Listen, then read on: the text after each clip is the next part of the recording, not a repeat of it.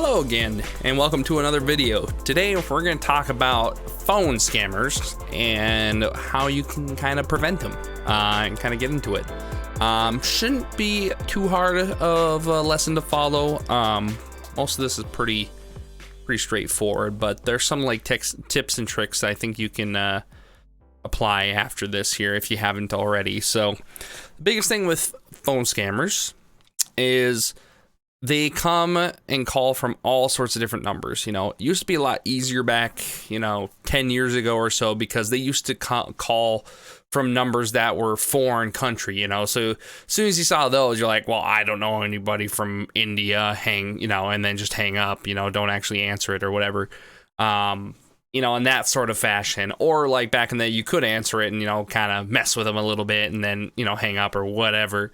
This modern day stuff, there was a rampant ongoing call situation that even got like the government involved and things like that. But when I was in high school, like it was so bad, like everyone was getting scams. And I think the biggest reason was there was a rise in scam callers calling from, using area codes from your own state and calling you. I mean, everyone knows that car warranty one, huh? You want to hear about you want to extend your car warranty? That one? Yeah. Everyone knows and heard of that one, okay? That was part of that big portion of that scam rise there with phones and stuff. So, getting into that, they were starting to use, our own area codes. So you couldn't you couldn't help but answer because you're like, well, it's our area code. It's got to be somebody I know that just isn't in my contacts, or if I own a business or something, maybe someone's trying to contact me, and I don't have their phone number in my contacts. It's a honest thing. It's a real thing. The biggest thing is now you kind of have to rely on voicemail this day and age, which is weird to say because like voicemail was also almost becoming a thing of the past because people would just text each other, but the way, at least I use voicemail, the way I use it now is a lot of these phones have like scam protection, like filters and things like that you can enable now, and they've gotten a lot better and updated their stuff ever since the rise of this. But with that being said, they might automatically block somebody you're trying to actually get a hold of you. That is someone or someone who needs your help with something and you don't have them in your contacts. That's where voicemail comes back into play, because the thing is, the scammers aren't going to leave a voicemail. I've never had a scammer leave a voicemail. All of them, or if they have, it's by accident. Like it's like 3 seconds of them messing with the microphone and then it hangs up, basically. That I guess you could consider a voicemail, but not even really. But so voicemail is a vital thing in this day and age to help combat scammers, because the thing is even if you know it's a scammer and you always answer your phone, or you just always answer your phone to unknown numbers, let's say you don't think it's a scammer, you think it's somebody. What's scary about today's age of scamming is the rise of AI now with phone scammers. And that can get really scary really fast. And actually, it's already been happening a bit too, which is very unfortunate, and it's very important why we talk about it. Basically, what's going on is if you answer, let's say you answer a scam call or something like that, or a relative of yours answers a scam call, and they know it's a scam, but they're messing with them. They're just chit-chatting with them on the phone, really giving them a good time for like a minute, and then tells them to F off and hang up, okay? The issue with that is with AI in this new age form of training AI to repeat voices and make like a voice model out of someone's voice. What's scary about that is if it's a relative, these new phone scams that have been going around is they take this voice model they just got a minute of time from this person who was just razzing them, they never got anything good. They can make a voice model and then call a relative that they found that they're related to through their Facebook, and call them and be like, with this voice model on the phone, and be like, hey, I just got in a car wreck, I need money for insurance, can you help me? And they trick people into giving them money using the voice of their relative.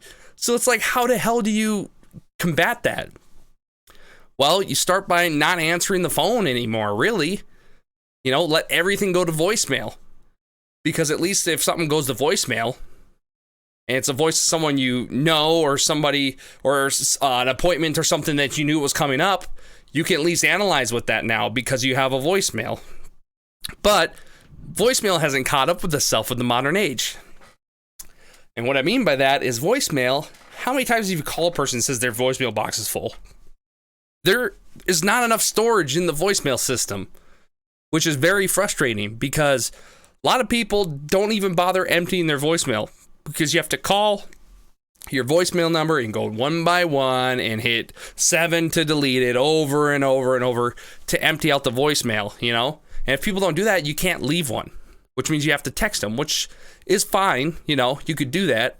But that means you're just never going to answer the phone again from an unknown number unless you put them in your contacts, which then they would go through.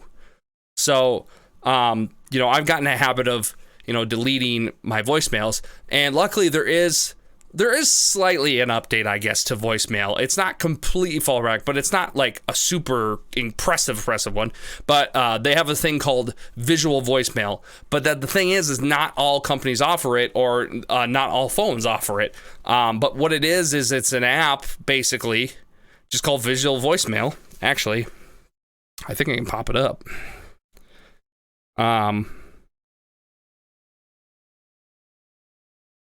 Oh, okay, so I have a Samsung, and the app is just called voicemail.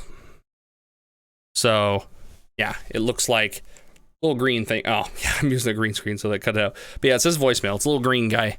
So you go into voicemail, and, you know, and then it shows all the numbers and stuff. And here, what's nice about visual voicemail is you can go through, you know, you can look at the numbers and stuff, and then you can click on them here, and you can listen to them, and then delete them. And you can just delete them by pushing the button right here. You don't have to go through and call or nothing. You can visually see it, which makes way more sense. It's just a voice message. Why can't they have a system like this?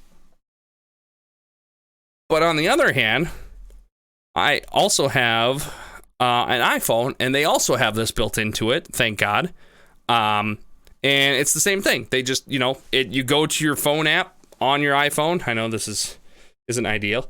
You go to your phone app, and it's on the bottom here. So you got your favorites, you know, your dial pad, and voicemail. And then you can go there, and you can go through and listen individually and delete. That's very, very nice. The problem is it's still storage.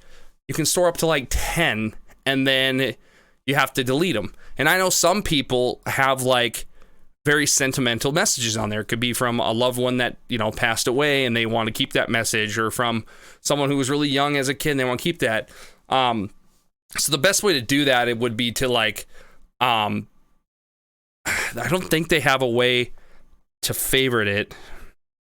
Honestly, your best course of action would would be to share it. There's a share button on your iPhone. You can share it, and then send it to your voice memos and save it in your files, and then just delete it from your voicemail then. So then that way you at least still have the file of it on your phone. It's just not in your voicemail box anymore, taking up space. You can do that on iPhone. Can you do that? You can do it on Samsung too. There's a little share button right there. So, you know, that is really, really nice, that they, you know, do that. That is kind of essential now to help block. To be honest with you, I hardly ever get scam calls anymore, because what I've also learned just from researching and trying it myself is the less you answer for scam calls, the less likely they're going to call you back. And the reason why is if you answer, even if you don't buy anything or whatever, or you don't get scammed, or you just hang up immediately, they know you hung up and they know there's a person there. So what they do is we're going to check mark you, and we're going to come back to you in 3 months and try again. So that's why sometimes you'll get a wave. Like all of a sudden you won't get any for a little bit, and all of a sudden you just get a wave full of like scam calls. You're like, what is going on? That's how they work. They do that. If you answer the phone, they know a person's there, and they mark it and be like, okay, we're going to keep pestering this guy. You're best not to just answer. Let stuff go to voicemail.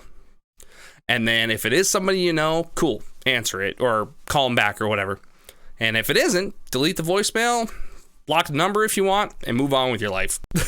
But that's just how scam calls are such a rising issue, and it's gotten better, I think, if you have these, you know, newer phones that have the scam blocker protection on them.